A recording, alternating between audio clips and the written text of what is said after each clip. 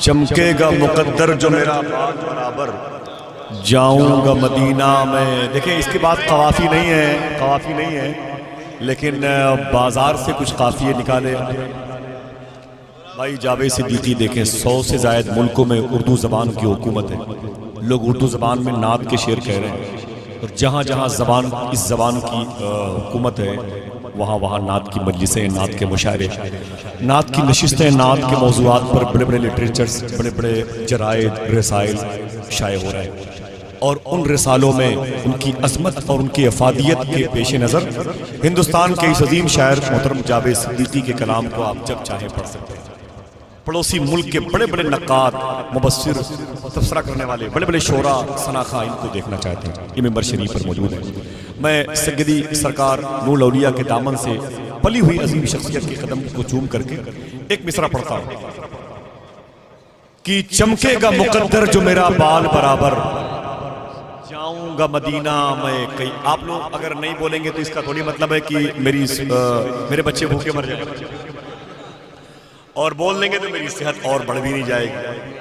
اپنے اپنے شعور کے اے ٹی ایم میں نیکیاں جمع کریں، نیکیوں کا ذخیرہ جمع کریں. شاعر کہتا ہے کہ چمکے گا، کیا رشوت دے رہے ہو؟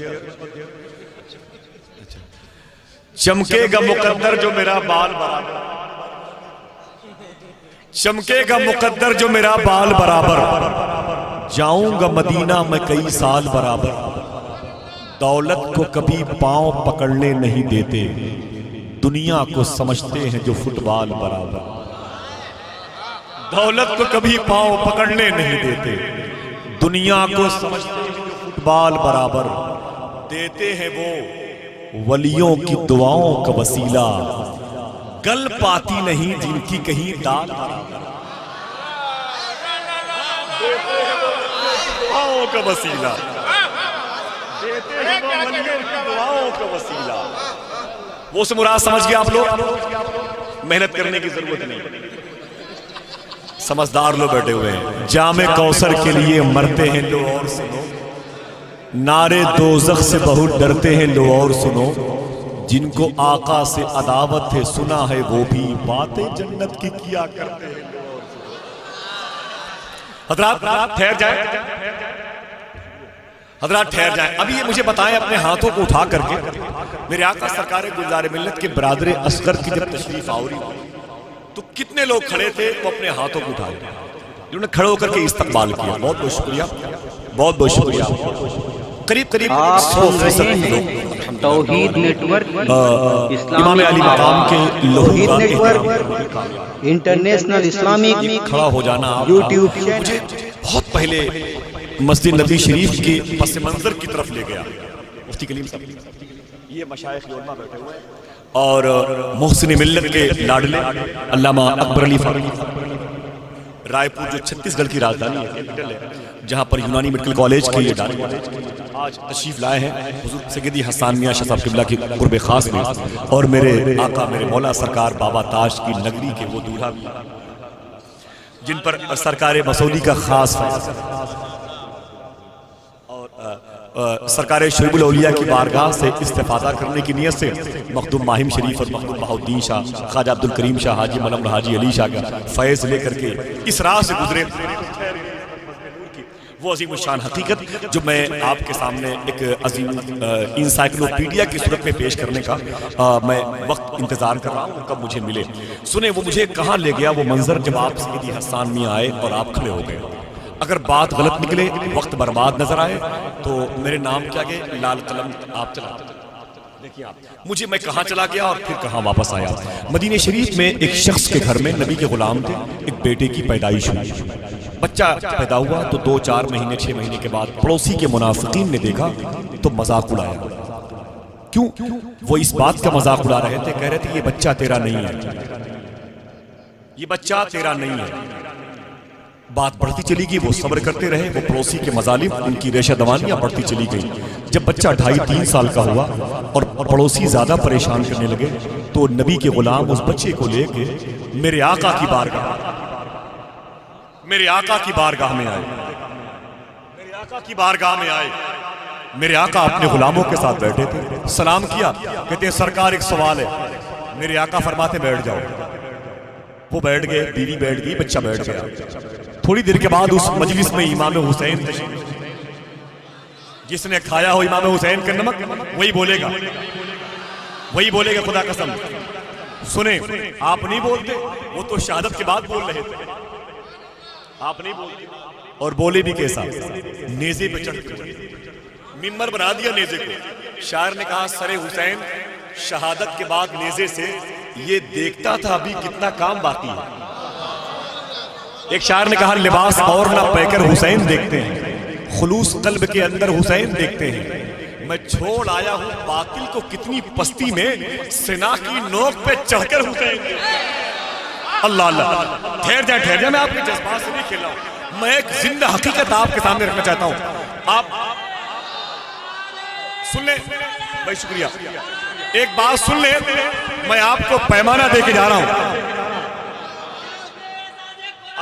بس آپ یہ فیصلہ کر کے جائیں، سن لیں بھائی، میری بات سن لیں، آپ یہ فیصلہ کر کے جائیں یہ ٹوٹی چٹائی بہتر ہے کہ ندوہ کی قالین بہتر ہے، یہ فیصلہ کر کے جائیے گا۔ سنیں آپ، امام حسین کے ماننے والے یہاں ان کے دشمن نہیں آتے، کیوں؟ وہ بہت مصروف ہے، ان کی مصروفیت کی وجہ بتا دوں کیا ہے؟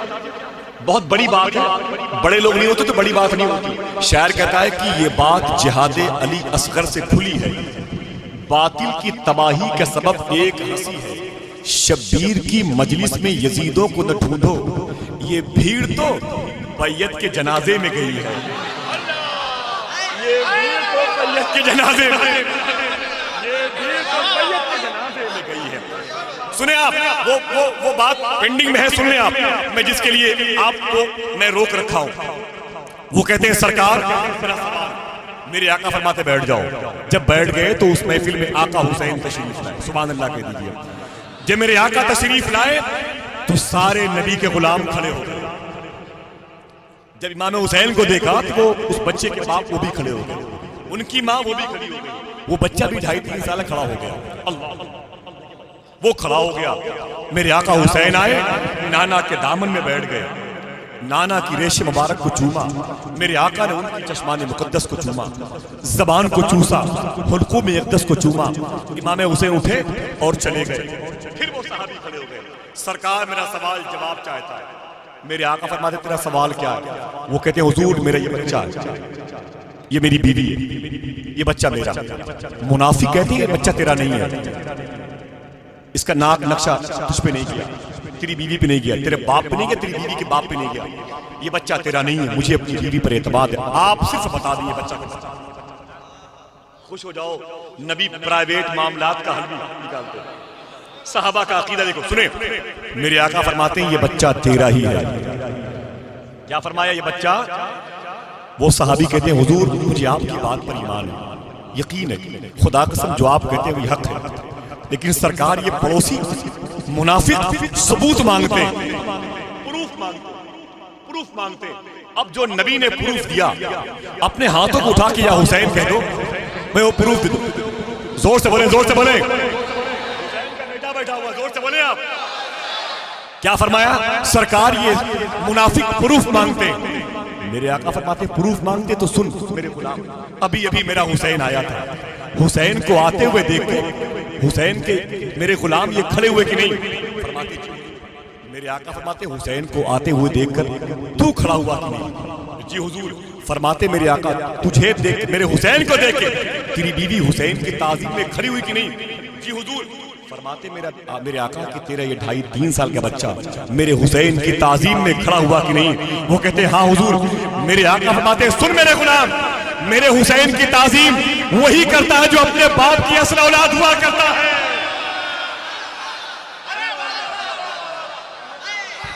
نعرہ تکبیر، نعرہ رسالت، جگر گوشہ خاتون جنت، شہزادہ مولائے کائنات۔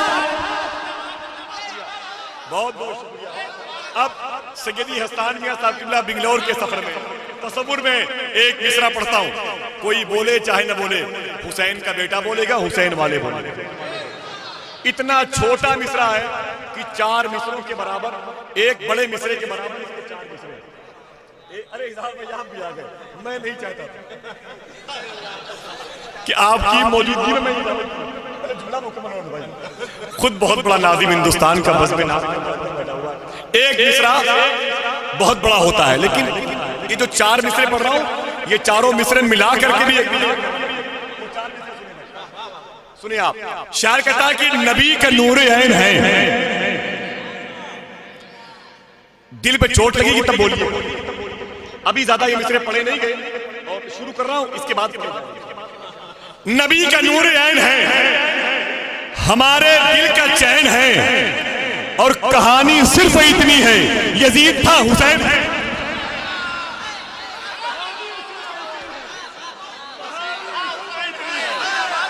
ذرا ہاتھوں اٹھا کے بول دو، کہانی صرف اتنی ہے، یزید تھا حسین ہے۔ ذرا ہاتھوں اٹھا کے بولو، یا حسین یا حسین یا حسین۔ اسی پاکیزہ فداؤں شہر ناگپور کی ایک بابرکت آواز، ناشر مسلکی اعلیٰ علامہ شاہ مفتی عتیق الرحمان صاحب قبلہ آپ کے حوالے۔ الحمدللہ الذی ابدل افلاک والارضین والصلاة علی من کان نبیا وآدم بین الماء والطین وآلہ وصحابہ اجمعین، اما بعد۔ قال اللہ تعالی فی قرآن المجید، فاعوذ باللہ من الشیطان الرجیم، بسم اللہ الرحمن الرحیم۔ الرحمن علم القرآن، خلق الانسان علمہ البیان۔ صدق اللہ مولانا عظیم وبلغنا رسولہ النبی الکریم، وَنَحْنُ عَلَىٰ ذَلِكَ لَمِنَ الشَّاكِرِينَ وَالشَّاكِرِينَ وَالْحَمْدُ لِلَّهِ رَبِّ الْعَالَمِينَ۔ بارگاہ رسالت میں درود پاک کا ہدیہ پیش کریں۔ اللہم صلی وسلم بارک علی سیدنا مولانا محمد طب القلوب ودوائیہا وعافیت الابدان وشفائیہا ونور الابصار وضیائیہا وآلہ وصحابہ دائما ابدا۔ غوث اعظم بمن بے سر سما مدد، قبلہ دی مدد، کعبہ امام مدد۔ روز آئے مدینے سے باد صبا، ہجر میں دل ہمارا بہلتا رہے۔ ہر گھڑی تم ہمیں یاد آتے رہو، عالم شوق میں دل مچلتا رہے۔ وقت آ جائے ارشد کا جب آخری، رنگ لائے میری نسبت قادری۔ گوشے دامن پاک ہو ہاتھ میں، سامنے تم رہو دم نکلتا رہے۔ آپ کے دیار محبت میں حضور گلے گلزارے اسماعیلیت شہزادہ علی نسب حضرت علامہ مولانا شاہ میر محمد گلزار اسماعیلی واسطی قادر الزاکی مدد اللہ النورانی کے حکم پر حاضر ہوا، اور یہ ہماری انتہائی خوش نصیبی ہے کہ آج کی اس اعجاز قرآن کانفرنس میں نور علی نور یعنی ابن نور دونوں شخصیت ہمارے روبرو ہے۔ ان قریب حضرت کی آمد ہونے والی ہے، اور شہزادہ رسول کی موجودگی میں انشاءاللہ ذکر رسول ہوگا۔ دارالعلوم انوار الاسلام کے سالانہ جلسہ دستار بندی کے موقع پر نور الاسلام کے موقع پر جو عنوان رکھا گیا اعجاز قرآن کانفرنس، اسی نسبت سے تھوڑی دیر میں انشاءاللہ گفتگو کروں گا کہ اعجاز قرآن کہ قرآن قلبی اعجاز تھا، آج بھی اعجاز ہے. اور کل بھی بڑے بڑے فصحا اور بلغا کو چیلنج کیا تھا کہ ہے کوئی جو ایک سورت کی مثل لے کر آ جائے، لیکن کوئی سامنے نہیں آیا اور آج بھی نہیں آ سکتے. رب تبارک و تعالیٰ فرماتا الرحمن علم القرآن، رحمان نے اپنے حبیب کو قرآن سکھایا. خلق الانسان، انسانیت کی جان محمد صلی اللہ علیہ وسلم کو پیدا کیا. علمہ البیان، اور نبی کریم صلی اللہ علیہ وسلم کو ما کانا وما یکون کا بیان سکھایا. یہ آیت کریمہ کب نازل ہوئی؟ علماء فرماتے ہیں کہ جب یہ آیت کریمہ اسجدوا للرحمن، رحمان کو سجدہ کرو، نازل ہوئی تو مشرکین کہنے لگے رحمان کون ہے؟ ہم نہیں جانتے رحمان، ہم نہیں پہچانتے. تو رب تبارک و تعالیٰ نے یہ آیت کریمہ نازل کیا الرحمن علم القرآن، کہ وہی تو رحمان ہے جس نے اپنے حبیب کو قرآن سکھایا. وہی تو رحمان ہے، اسی کی بارگاہ میں یہ جھکنے کا حکم دے رہے ہیں. رحمان نے اپنے حبیب سرور عالم صلی اللہ علیہ وسلم کو قرآن سکھایا. سکھانے والا رحمان ہے، سیکھنے والے مصطفیٰ ہیں، اور جو کتاب سکھائی جا رہی ہے وہ قرآن ہے. ارے ان بچوں نے یہی تو کتاب کی تکمیل کی ہے، پورے قرآن کو اپنے سینے میں محفوظ کیا ہے. یہ بھی سرکار کا معجزہ ہے. اگر کوئی بچہ مدرسے میں داخل ہوا اور پڑھائی مکمل نہ کر سکا، یا آپ نے اپنے بیٹے کو اسکول میں ایڈمیشن دلایا، کالج گیا، لیکن مکمل پڑھ نہیں سکا، تو اس کی صرف 3 ہی وجہ ہیں. یا تو استاد نامکمل ہوگا، استاد ہی کمپلیٹ نہیں. جب مکمل نہیں تو وہ شاگرد کو کیا مکمل کرے گا؟ اس کے پاس ہی علم مکمل نہیں. اور جب علم مکمل نہیں ہوتا ہے تو بڑے بڑے فتنے پیدا ہوتے ہیں. الحمدللہ ہمارے یہاں یہ موقر علماء کی جماعت موجود ہے جنہوں نے مدارس میں پڑھ کر اپنے کئی سال صرف کر کے قرآن و حدیث کا مکمل علم حاصل کیا، لیکن جب بھی کوئی حکم سناتے ہیں تو بڑا احتیاط برتتے ہیں، بڑے محتاط ہو جاتے ہیں، قرآن و حدیث سے دلائل اخذ کرتے ہیں. لیکن جب علم ادھورا رہتا ہے، 40 دن گھوم کر آیا، چند دن چلے کیا، آنے کے بعد اتنا بڑا مفتی ہو گیا کہ یہ کرنا شرک ہے، وہ کرنا بدعت ہے. اور شرک و بدعت سے کم تو فتوے ان کے یہاں ہوتے ہی نہیں.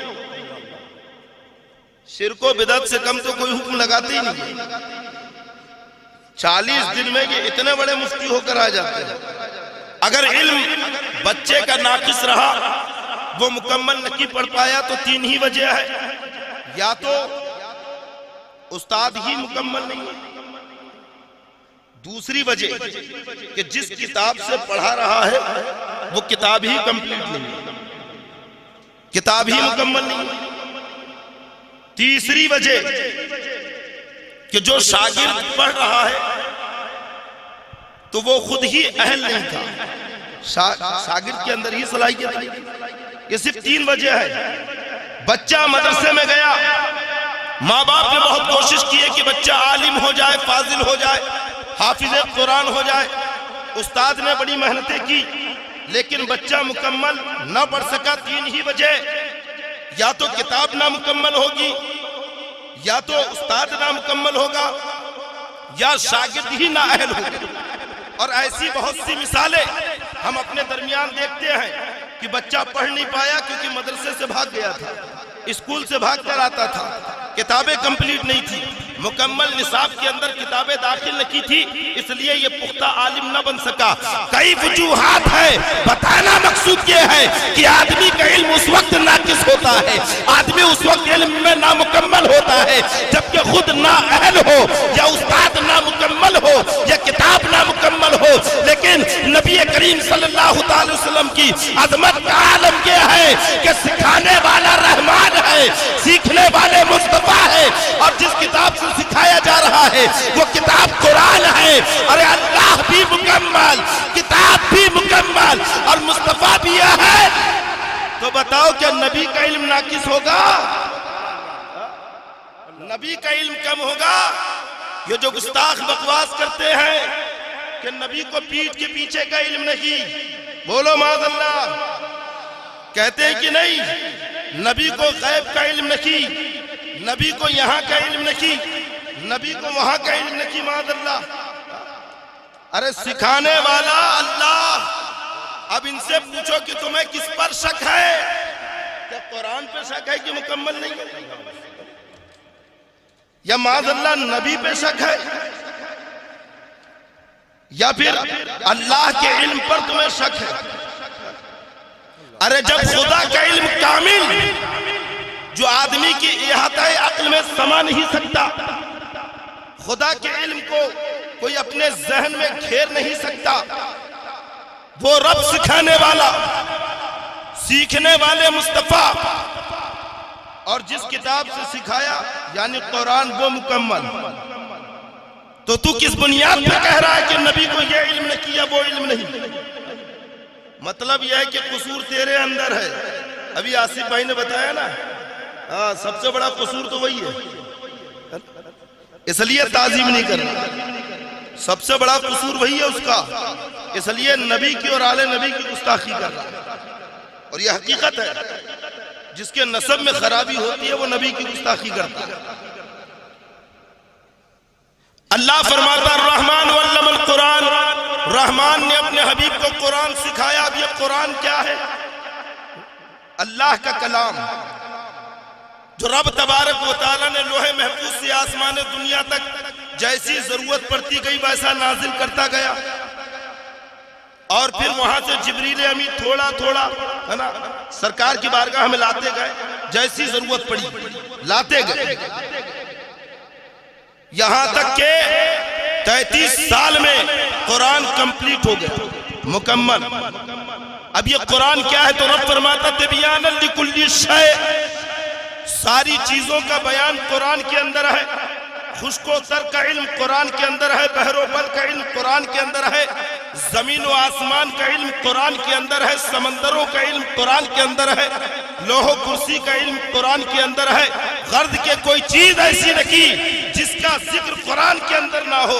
اللہ فرماتا ہے وَلَا رَطْبٍ وَلَا يَابِسٍ إِلَّا فِي كِتَابٍ مُبِينٍ، خشک و تر کی کوئی چیز ایسی نہیں ہے جس کا ذکر قرآن کے اندر نہ ہو۔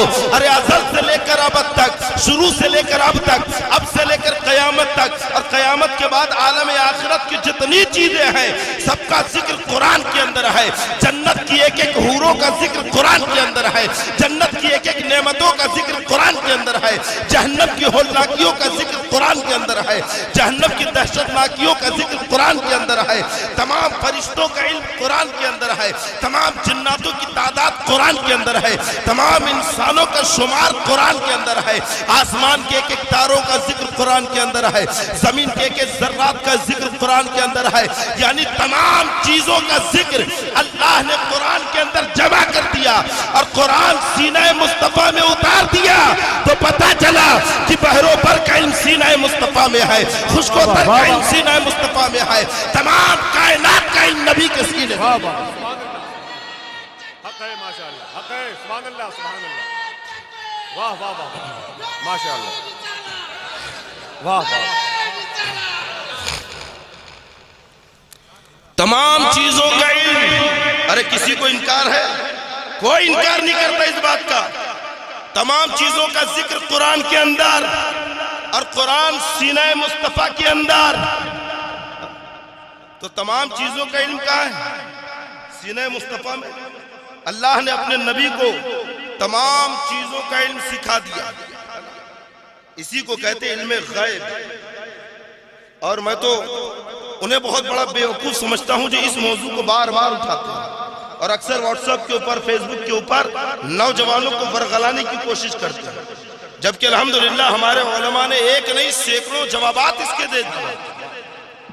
نبی کا علم غیب قرآن سے بھی ثابت، حدیثوں سے بھی ثابت۔ اگر آپ کے پاس آئے اور کوئی کہے کہ بھائی نبی کو علم غیب نہیں ہے، معاذ اللہ کہتے نا، تو آپ اس سے کیا کہیں گے؟ ہمارے یہاں آصف بھائی ہوتا یہ کہ اکثر نوجوان جواب نہیں دے پاتے، سن کر آ جاتے ہیں۔ ناگپور میں ہماری تحریک ہے ثقافت رضویہ، اس تحریک کے تحت ہم ایسی ہی چھوٹی چھوٹی درس کی محفلیں سجاتے ہیں، اور وہاں پر نوجوانوں کو ان کے اٹھنے والے ہر اعتراضات کا جواب سکھاتے ہیں، کیونکہ یہ بھی اپنے یہاں کے بچوں کو کالجز کے اندر، اسکولوں میں ٹیوشن کلاس لے کر معاذ اللہ اور اس کے نبی کی گستاخیاں سکھا رہے ہیں۔ تو آج حالات کا تقاضا ہے اور لائق مبارکباد ہے اس مدرسے کے منتظمین، بالخصوص حضرت علامہ گلزار قادری صاحب قبلہ مصباحی اور حضرت قاری روشن القادری صاحب کہ جنہوں نے یہ کوششیں کی، اور جو بچے فارغ ہو رکھے ہیں میں ان سے بھی کہوں گا کہ بیٹا اب تمہارے سروں کے اوپر بہت بڑی ذمہ داری آنے والی ہے، اب تمہارے اوپر بہت بڑا بوجھ آنے والا ہے۔ اب تک تم طلباء تھے، اب تک تم طالب علم تھے، لیکن اب تم قوم کے ذمہ دار فرد بن کر ابھر رکھے ہو۔ تمہیں قوم کو اٹھنے والے ہر فتنے کا جواب دینا ہے، ہر اٹھنے والے سوال کا جواب دینا ہے، اور بھولی بھالی اہل سنت والجماعت کی اس قوم کی حفاظت کرنا۔ آج ہمارے نوجوان ان کی بولی سن کر آ جاتے ہیں۔ اگر آپ کے پاس کوئی آئے اور کہے کہ نبی کو علم غیب نہیں ہے، تو ایک ہی سوال کرنا کہ کم بخت پہلے یہ بتا علم غیب کی کتنی قسمیں ہیں؟ علم غیب کی تعریف کیا ہے اور اس کی قسم کیا ہے؟ غیب کی تعریف، ایک تو میرے پاس آیا اور بہت نئے میں تھا، کہ مولانا نبی کو علم غیب ہے۔ ہم نے کہا بے شک ہے، کہ ثبوت دو۔ ہم نے کہا تو خود ثبوت، کہ کیسے؟ ہم نے کہا آقا نے پہلی خبر دے دی کہ ایسے ایسے لوگ پیدا ہوں گے جو میرے علم پر اعتراض کریں گے، تو تم جیسے لوگ پیدا ہو گئے۔ یہ میرے نبی کا علم غیب ہے، جو خبر دی میرے آقا نے تو تمہاری پہلی خبر دے دی تھی۔ ایسے ایسے لوگ پیدا ہوں گے جو میری کھلی گستاخیاں کریں گے۔ آپ اس سے سوال کرو کہ علم غیب کی تعریف کیا ہے، اور پھر پوچھو کہ علم غیب کی کتنی قسمیں ہیں۔ ارے پوچھیں گے کہ نہیں؟ کون کون پوچھے گا؟ اور پیچھے والے سب پوچھیں گے انشاءاللہ، لیکن کب؟ جب آپ کو معلوم ہوگا تب، ورنہ پلٹا کے اگر اس نے پوچھ لیا کہ نہیں آپ ہی بتا دو مجھے نہیں معلوم۔ علم غیب کی دو قسمیں ہیں، ایک وہ جس پر دلائل قائم ہو، اور ایک وہ جس پر دلائل قائم نہ ہو۔ جس پر دلائل قائم ہو وہ علم غیب کیا ہے؟ تو علماء فرماتے ہیں جیسے جنت، جنت کو آپ نے دیکھا ہے کتنی بڑی ہے، کتنی بڑی ہے، دیکھا ہے؟ بات آ گئی ہے تو سنیے، آقا فرماتے یہ بھی علم غیب۔ مشکات شریف باب صفت الجنہ، جنت کی صفات کا بیان۔ آقا فرماتے ہیں جو سب سے آخر میں جنت میں داخل ہوگا میں اسے جانتا ہوں۔ اس حدیث کے راوی حضرت عبداللہ ابن مسعود رضی اللہ تعالیٰ عنہ ہے۔ آقا فرماتے ہیں جو سب سے آخر میں جہنم سے نکلے گا اور جنت میں داخل ہوگا میں اسے جانتا ہوں۔ مصطفیٰ فرما رہے ہیں یہی تو علم غیب ہے۔ اور جب وہ نکلے گا تو آقا فرماتے ہیں کبھی کمر کے بل گھسٹے گا، کبھی گھٹنوں کے بل چلے گا، اور جنت کے دروازے پر جا کر رک جائے گا۔ فرشتے کہیں گے چل اندر، تو کہے گا کہ کہاں جاؤں؟ کہ جنت میں۔ تو کہے گا کہ جنت تو بھر گئی ہوگی، اب میں وہاں جا کر کیا کروں؟ عرض کرے گا مولا جنت تو بھر گئی ہوگی، اب میرے لیے جگہ کہاں ہے؟ علماء بیٹھے وہ جانتے ہیں اس حدیث کو خوب، بیچ میں کچھ اور بھی الفاظ ہیں جو وضاحت طلب ہے، چھیڑوں گا تو تشریح کرنا پڑے گا۔ رب فرماتا ہے کہ تو یہ گمان کرتا ہے کہ میری جنت بھر گئی ہوگی کہاں؟ یہ حدیث اس لیے چھیڑ دیا تاکہ آپ کے ذہن میں جنت کا احاطہ آ جائے، لیکن تب بھی ہم جنت کو سما نہیں سکتے۔ لیکن ایک ایسی شخصیت ہے جس نے جنت کو سمیٹ دیا۔ ایک ایسی بھی شخصیت ہے جس نے تصور میں جنت کو سمیٹ دیا ہے، اور ابھی میں بیان کروں گا تو آپ جنت کا تصور بھی نہیں کر سکتے۔ رب فرمائے گا کہ کیا تو یہ گمان کرتا ہے کہ میری جنت بھر گئی ہوگی؟ کہے گا کہ ہاں مولا، سب سے آخر میں بھیج رہا ہے، اب جنت میں میرے لیے جگہ کہاں ہوگی؟ تو رب فرمائے گا کہ اے میرے بندے، جتنی بڑی تیری دنیا ہے، اگر میں اتنی جگہ تجھے جنت میں دے دوں تو اللہ اللہ اللہ اللہ اللہ اللہ اکبر اللہ اکبر اللہ اکبر،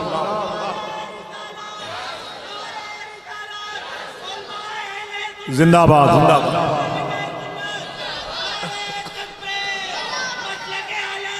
زندہ باد۔ جتنی بڑی تیری دل اتنی جگہ دے دوں وہ خوش ہو جائے گا اور کہے گا حیرت سے کہ اے اللہ، کیا اتنی بڑی جگہ تو مجھے دے گا؟ آج دنیا میں کسی کے پاس 5000 اسکوائر فٹ کا پلاٹ آ جائے تو 36 کی چھاتی 38 کی ہو جاتی ہے، اس کی شرٹ اسے ٹائٹ ہونے لگتی، پھولا نہیں سماتا ہے، اتنی جگہ اتنا پلاٹ میں نے خرید لیا۔ لیکن قربان جاؤ، رب فرما رکھا ہے کہ جتنی بڑی تیری دنیا ہے، اگر اتنی بڑی جگہ دے دوں تو وہ خوش ہو جائے گا، حیرت میں رہے گا۔ تو رب فرمائے گا تعجب نہ کر، جتنی بڑی تیری دنیا ہے میں اتنی 10 گنا جگہ تجھے عطا کرتا ہوں۔ اس بندے کو 10 دنیا کے برابر جگہ دے گا۔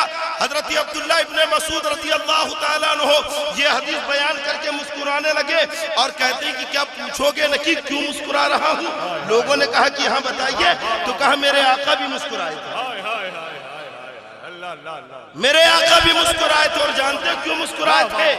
سرکار نے مسکرا کر کہا تھا سنو، وہ جنتیوں میں ادنا ہوگا، یعنی جب جنتیوں میں ادنا ہے، سب سے آخر میں جنت میں گیا، سب سے آخر میں جہنم سے نکلا، کتنا بڑا پاپی ہوگا، کتنا بڑا گناہگار ہوگا، کتنا بڑا نافرمان ہوگا۔ تو جب اس نافرمان کو 10 دنیا کے برابر جگہ دی جا رہی ہے تو سیدنا ابوبکر صدیق کی پراپرٹی کا عالم کیا ہوگا، حضرت عمر کے وراثت کا عالم کیا ہوگا، سرکار غریب نواز کی جنت میں وسعت کا عالم کیا ہوگا۔ اللہ اللہ اللہ کس قدر جگہ ملے گی؟ اب کوئی جنت کا تصور کر سکتا ہے؟ اب بتاؤ جنت کتنی بڑی ہے؟ کر سکتے ہیں؟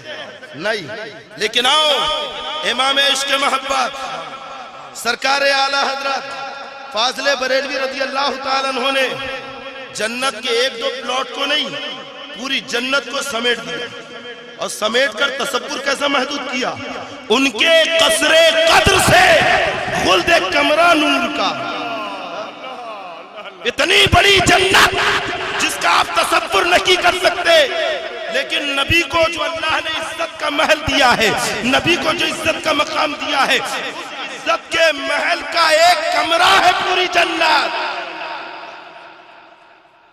اور سدرہ سنے آپ نے؟ سدرہ کتنا بڑا درخت ہے، اتنا بڑا کہ جہاں جبریل امی قیام کرتے ہیں، اس کی شاخوں نے 7 زمین و آسمان کو گھیر لیا ہے، اس کے پھل مٹکے کے برابر ہیں، پتے ہاتھی کے کان کے برابر ہیں، اور پائیں باغ، سیکنڈ ویسے میں پائیں باغ کا لفظ ہے نا، پائیں باغ باغیچے کو نہیں کہتے ہیں، بڑے بڑے باغیچے آپ نے دیکھیں گے، آم کا باغیچہ، سنترے کا باغیچہ، ہمارے ناگپور میں بہت ہے سنترے کے باغیچے۔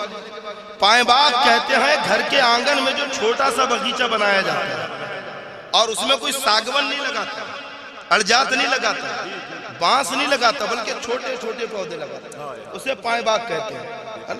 قصر قدر یعنی عزت کا محل، ان کے قصر قدر سے خلد کمرہ نور کا، سدرہ پائیں باغ میں ننھا سا پودا نور کا، اور سرکار کے پائیں باغ کا سدرہ ننھا سا پودا ہے، وہ ہے نبی کا مقام۔ تو جنت وہ غیب ہے جس پر دلائل قائم ہے کہ ہمیں نبی نے بتایا، قرآن نے بتایا۔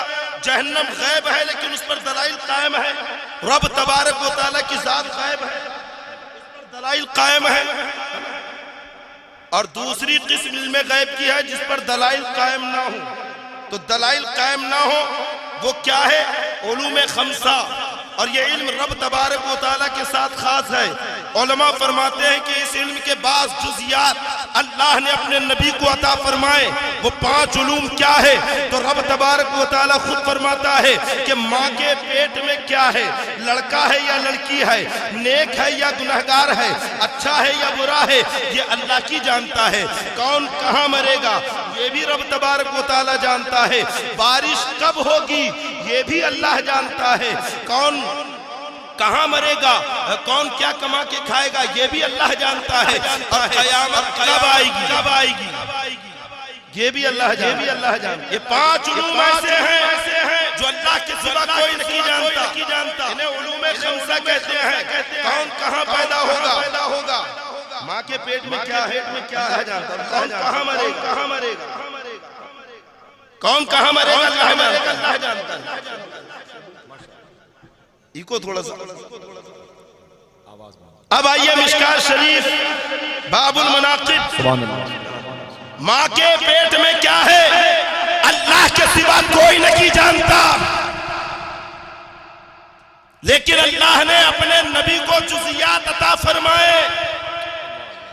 حضرت ام فضل رضی اللہ تعالیٰ عنہ رشتے میں سرکار کی چچی ہے، نبی کی بارگاہ میں آئی، عرض کرتی کہ یا رسول اللہ صلی اللہ علیہ وسلم میں نے ایک خواب دیکھا ہے جسے بیان کرنے سے ڈرتی ہوں۔ کہا بیان کرو کیا خواب ہے؟ کہا یا رسول اللہ میں نے خواب دیکھا کہ کسی نے آپ کے بدن کا ٹکڑا کاٹ کر میری گود میں رکھ دیا۔ آپ حضرات کھڑے ہو جائیں، حضرات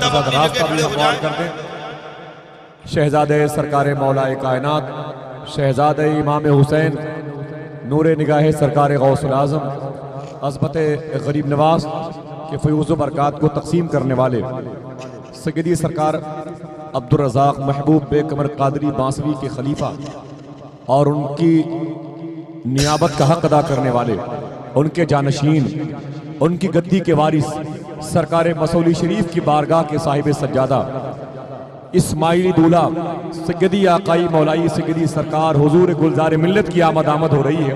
پورا مجمع اپنے دونوں ہاتھوں کو اٹھا کے استقبال کرے، نعرہ تکبیر، اور آواز بلند کریں، نعرہ تکبیر، نعرہ رسالت، نعرہ رسالت۔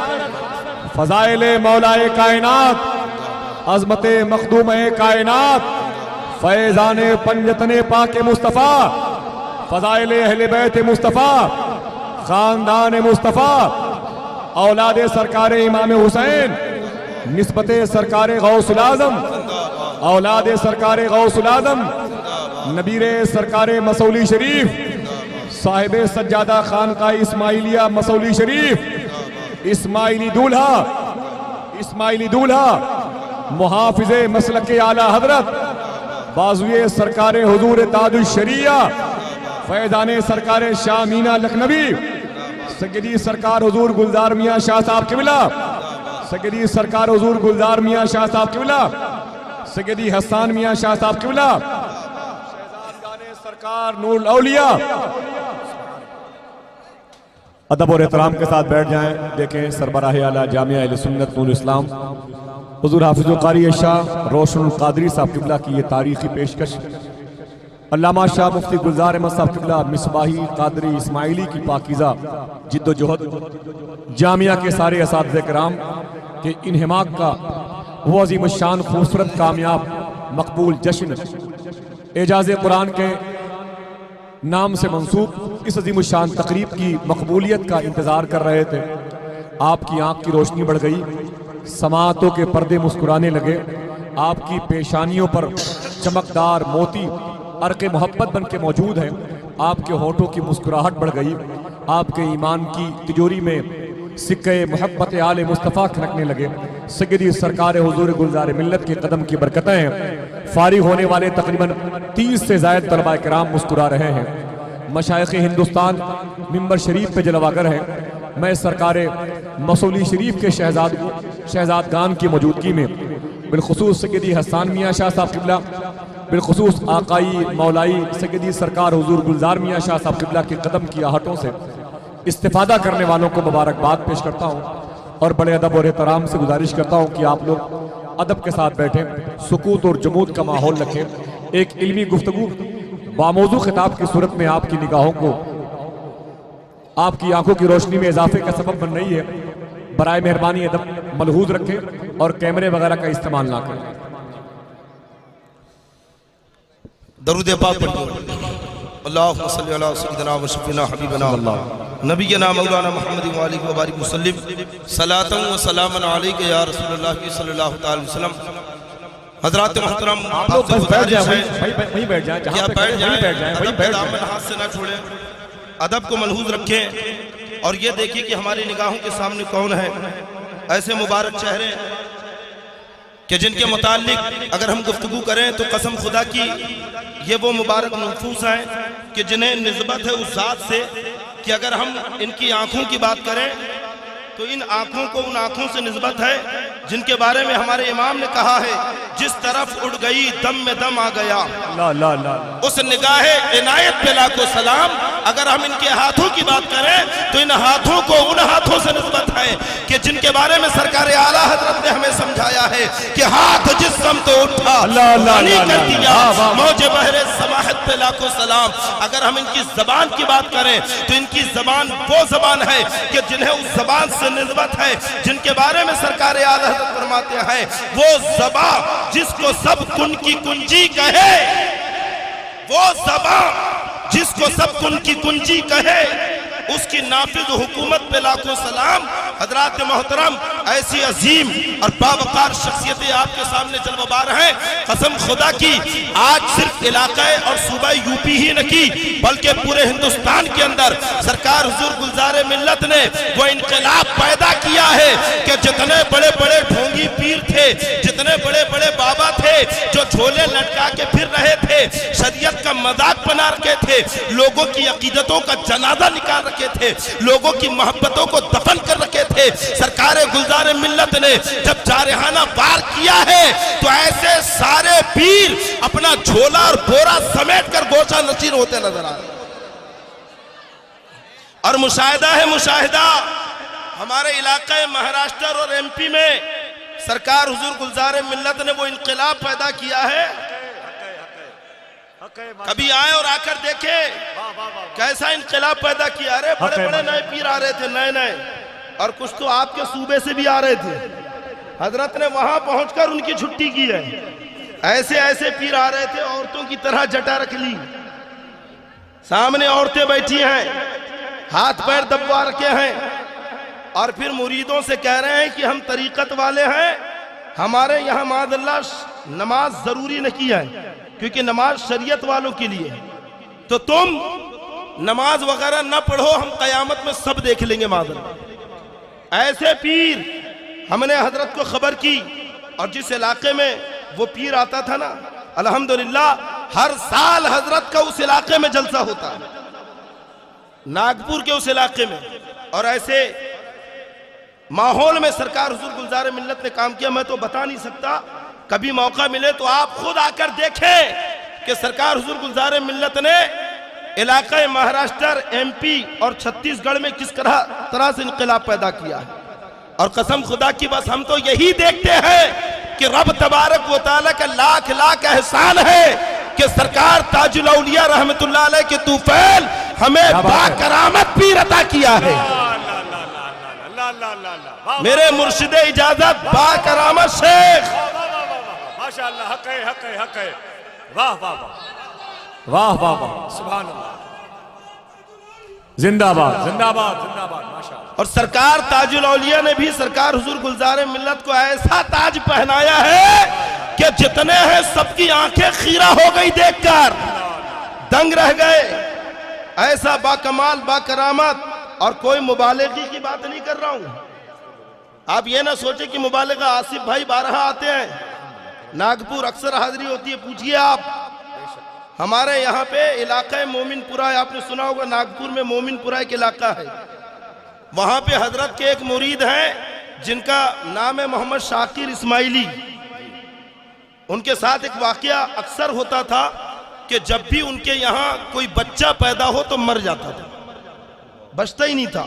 कई औलादें उनकी फौत हो गई, और जब उनके यहाँ एक लड़का पैदा हुआ तो हमारे यहाँ एक बहुत बड़ा हॉस्पिटल है, मेवा हॉस्पिटल, डॉक्टरों ने कह दिया कि ये लड़का 3-4 दिन का मेहमान है, नहीं बचेगा। हकीकत है, ये पूरी रिपोर्टें रखी हमारे पास में, हमने तो पूरी रिपोर्टें महफूज करके रख ली हैं। का ये बच्चा नहीं बचेगा। का क्यों? का इसका दिल 8 इंच का है। हार्ट जो ना, हार्ट 1 दिन का बच्चा अभी पैदा हुआ और 8 इंच का दिल लेकर पैदा हुआ। डॉक्टर ने कहा कि ये दुर्लभ बीमारी है और जो बच्चे ऐसे होते वो बचते नहीं है।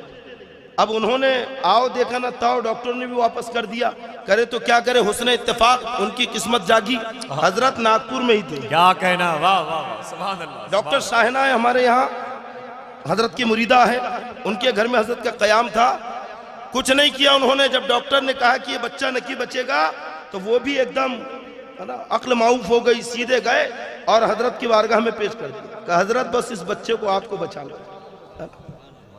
लेकिन बताइए, जब दरियाए करम जोश पर आता है और फिर जो सिलसिला शुरू हुआ सरकार बासा और सरकार मसूले के फ्यूज व बरकात का, है ना, तो सरकार हुजूर गुलजारे मिल्लत का भी तेवर उस वक्त बदला हुआ था। बहुत सारे लोग कमरे में मौजूद थे, का सब बाहर चले जाए।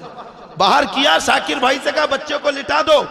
बच्चे को नीचे लिटाया और हजरत ने पढ़कर उस बच्चे पे कुछ दम किया और अपनी शहादत की उंगली से उसके सीने पर निशान लगाया और कहा कि लल्ला बच्चे को घर ले जाओ, अब दवा खाना मत ले जाना। हाय हाय हाय। अरे बड़े बड़े डॉक्टर गारंटी नहीं ले रहे हैं, जो उस फन के माकिर है वो हाथ टेक रहे हैं कि बच्चा बच नहीं सकता। अरे अब तक वो मादी डॉक्टर के पास था, लेकिन जब रूहानी डॉक्टर का हाथ लगा है तो अब बच्चे को किसी किस्म का खतरा न किया है। घर ले गए और अपनी अहलिया के पास बच्चे को दे दिया और कहा कि हजरत ने कह दिया बच्चों को ले जाने की कोई जरूरत नहीं। कही औरतें कहाँ मानती है क्या? नहीं मानती ना। आपके यहाँ भी होगा ये मामला, नहीं मानती जल्दी। शाकिर भाई बेचारे काम पे गए, औरतों ने बच्चे को उठाया और प्राइवेट हार्ट के डॉक्टर के पास ले गए। पूरी उसे बताई रिपोर्टें सब।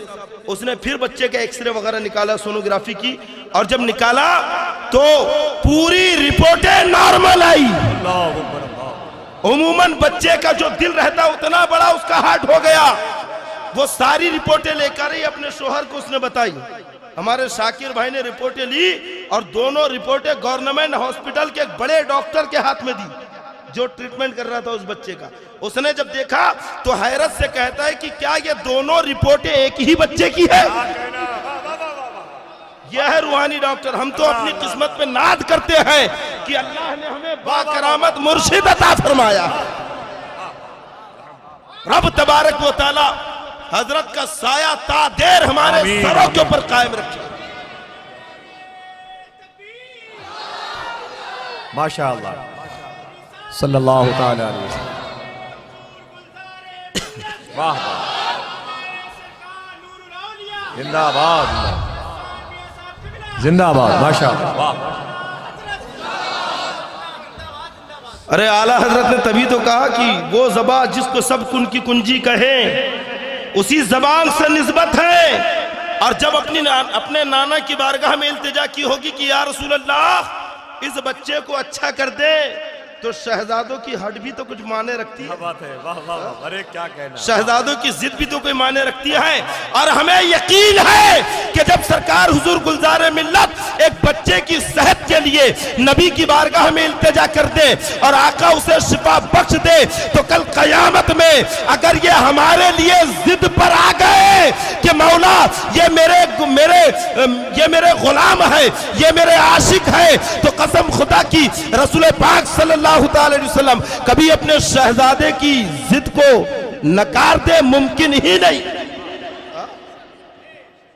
अरे शहजादों की ताजीम, फिर आसिफ भाई की वही बात याद आ रही है, वही करता है जो बिल्कुल और मुकम्मल 100% हलाल का होता है ना। जिसकी रगों में सच्चा खून होता है वही आले नबी का अदब व एहतराम करता है। और हमें तो फक्र है कि हम इनका सदका यहां भी खा रखे हैं और वहां भी उनका सदका मिलेगा इंशाअल्लाह, है ना। इल्मे गैब दो किस्म हैं, जिस पर दलाइल कायम हो, जिस पर दलाइल कायम ना हो। दोनों की तारीफ बता दिया। اب دلائل قائم نہ ہو تو وہ کیا ہے؟ ماں کے پیٹ میں کیا ہے؟ لڑکا ہے یا لڑکی؟ کون جانتا ہے؟ ارے بولیے، اللہ جانتا ہے کہ ماں کے پیٹ میں لڑکا ہے یا لڑکی، اچھا ہے یا برا، لیکن اللہ نے یہ علم اپنے نبی کو بھی عطا فرمایا۔ حضرت ام فضل کہتی یا رسول اللہ، میں نے خواب دیکھا ہے کہ کسی نے آپ کے بدن کا ٹکڑا کاٹ کر میری گود میں رکھ دیا۔ آقا مسکرانے لگے کہ بہت اچھا خواب ہے، کا تعبیر کیا ہے؟ آقا فرماتے تلد فاطمہ تو انشاءاللہ غلاما یکون فی حجرک۔ آقا نے کہا کہ اے ام فضل، ان قریب فاطمہ کے یہاں ایک لڑکا پیدا ہوگا، غلامن، سبحان اللہ سبحان اللہ۔ لڑکا پیدا ہوگا جو آپ کی گود میں دیا جائے گا۔ حضرت ام فضل کہتی کہ کچھ دنوں کے بعد فاطمہ الزہرا کے یہاں سیدنا امام حسین رضی اللہ تعالیٰ عنہ کی پیدائش ہوئی، جنہیں پہلے میری گود میں دیا گیا۔